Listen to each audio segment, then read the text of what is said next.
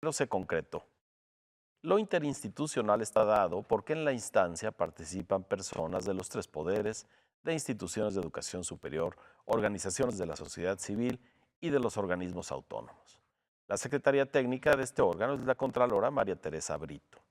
En suma, a grandes males, la corrupción lo es, sin duda, grandes montones, y la comisión es ancha, amplia y numerosa. Sería entendible que quienes no conocían esta entidad efímera, al escuchar el nombre y luego el recuento de lo que pretende, pensaran, otro de esos grupos que crea el gobierno y que no resuelven algo. La invitación es a que no dejen de pensar así, pero que además se cuestionen. Si consideran que la propuesta del gobernador es una más en la pila de dosificadores de atole por medio digital, ¿cómo se imaginan que podemos recomenzar el siempre interrumpido combate a la corrupción? Ante la imposibilidad de recibir las respuestas, mencionaré algunas de las que aparecen cada que se invoca el anhelo por terminar con la corrupción. Desde la exigencia de medidas extremas contra corruptos y corruptores, cada vez más mencionados como pena de muerte, mutilación y lucha con tiburones, hasta las que caben en los códigos actuales legales y civiles, cárcel, multas, inhabilitación y vergüenza pública. El caso es que eso que coloquialmente se menciona tiene que ver con castigos que suponen una condición previa, que los delitos sean investigados, perseguidos, juzgados y terminen en sentencia. Aunque no dejo de lado que ante la ira extendida que se percibe por el estatus corrupto que hay en ciertas relaciones gobierno-iniciativa privada, gobierno-gobierno, gobierno-personas del común, gobierno-partidos, etcétera, y por gobierno me refiero a los tres órdenes y a los tres poderes, sanciones como las mencionadas llevan una fuerte carga de expiación in situ, sumarias pues, y no es de extrañar que se pidan escarmientos expeditos. La justicia en este país ha sido tan lenta y en muchísimos asuntos ausente que lo que nos parece necesitamos ahora es lo que cubre esa ausencia, la venganza. Una satisfacción que nos libere de la carga que entraña que durante tantos años nos hayan visto la cara y al mismo tiempo hayan condenado a la mediocridad y a menos tantos asuntos sociales, tal cual por corruptelas. Fuimos ricos en petróleo y se nos fue en satisfactores de corto plazo y en el beneficio de unos cuantos. Ni el nivel educativo, ni la infraestructura, ni el sistema de salud y menos la seguridad pública dan cuenta del buen uso de aquella riqueza. Pero con todo y las ganas de no pocos de instalar una metafórica guillotina y cesar la corrupción por la vía del exterminio de los corruptos, esto no es posible y ni siquiera iría al fondo del problema porque, como dije antes, es ya un modo de relación en el que ya ni siquiera reparamos. Por lo que la comisión interinstitucional creada a instancias del gobernador puede verse como uno de los espacios en los que es posible dar la batalla, medir la voluntad de algunos de quienes toman decisiones y calibrar si lo que a escala nacional es el sistema que ampara todo el país, podría tener una réplica consecuente en Jalisco. Y no solo. Ahora que el sistema nacional está en un impas por el ya tradicional juego político, la comisión luce como el ámbito para que en Jalisco nos atrevamos a superar lo hecho en otros lugares.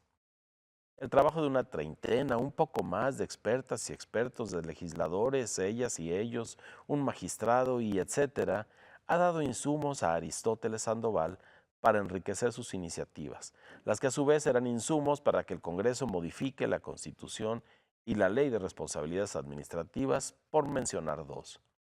Ayer mismo el gobernador enviaría el primer paquete, así lo declaró. Lo que sigue es averiguar cuánto de lo mucho que propuso una congregación plural, de hombres y mujeres inteligentes y de buena fe, quedó en el documento que recibió el Congreso y luego cuánto queda en lo que al cabo legislen los diputados. Lo que no quiere decir que solo de la comisión manan las mejores ideas. No, por supuesto que no.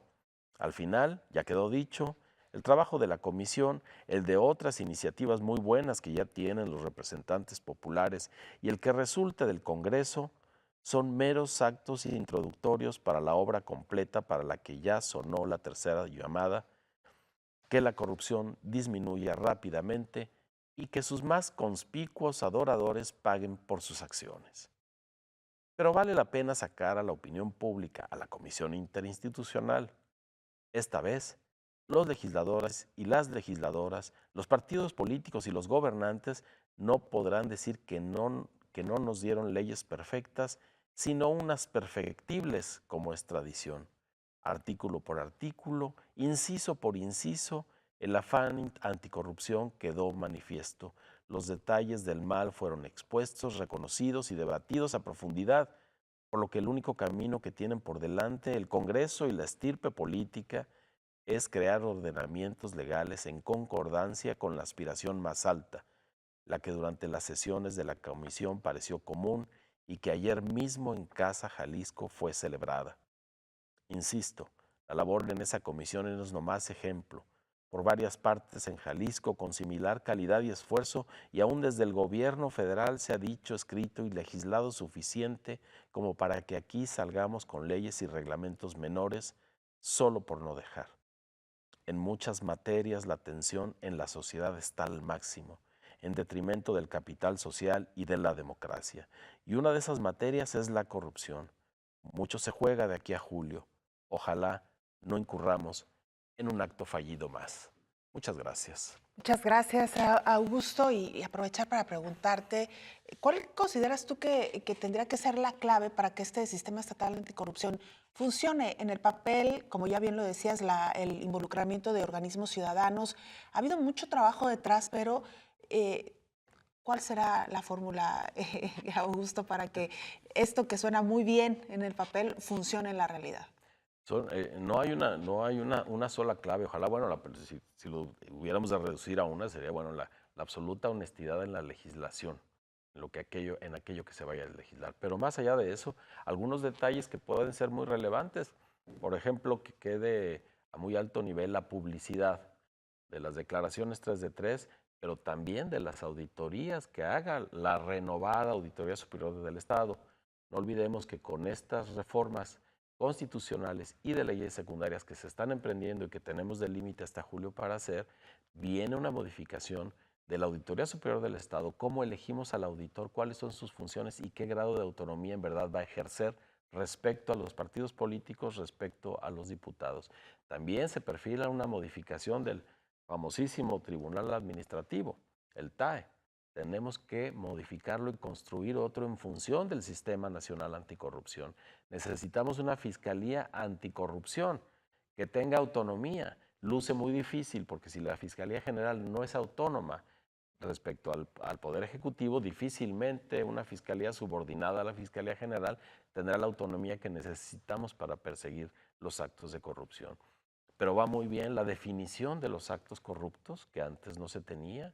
Se distingue que en la corrupción no solo son los servidores o no solo parte de los servidores públicos, sino que es una connivencia con iniciativa privada, con personas. También es muy importante y quedó puntualizado, ojalá pase a la legislación, que al perseguir corrupción no pensemos en un individuo único. Normalmente la corrupción es una red. Cada que se persiga un delito de corrupción debe irse a las últimas consecuencias, es decir, buscar todo lo que está alrededor de ese que fue sorprendido en un acto de corrupción. Es decir, hay muchísimas cosas que hacer, pero sin duda la publicidad, el trabajar de cara al interés de la gente, el rendir cuentas no solo respecto a la parte financiera, sino al impacto del ejercicio del dinero público, debe ser ya imprescindible. Pues muchos frentes y muchos retos, Augusto, en esta iniciativa, en este nuevo sistema que, pues lo decíamos ya, ojalá realmente se ponga en marcha en la práctica, ¿no? Ojalá, bueno, no podemos usar la auditoría como la están usando ahora contra Zapopan, como si nada hubiera pasado. Es increíble que ya casi un año tiene el Sistema Nacional Anticorrupción y todavía aquí vemos resabios de ese manejo político de las cuentas públicas. Es terrible. Pero bueno, esto que mencionas, las dos instituciones que serán de alguna manera los pilares del sistema, si no se entra a una reforma a fondo y se dejan de lado los intereses, porque luego en las discusiones y en las propuestas lo que hemos visto es esto, la protección que hay de que estas dos instituciones sigan funcionando de la misma manera, ¿no? Hay que ponerle la vista, no hay que dejar que nos coman el mandado y hay una instancia más, la Comisión de Ciudadanos y Ciudadanas que tendrá que presidir el sistema de Jalisco Anticorrupción. En esos nombramientos, el nombramiento del fiscal, del nuevo auditor, de estos comisionados, insisto, habrá una clave muy importante para ver realmente el futuro de la corrupción en Jalisco. Muy bien, muchísimas gracias, Augusto. Al contrario, Sonia Belén, un placer, muchas gracias. Buenos días a todas, a todos. Augusto Chacón, director del Observatorio Ciudadano Jalisco, ¿cómo vamos? Hacemos una pausa, regresamos para hacer un recorrido por la información nacional e internacional más importante de las últimas horas.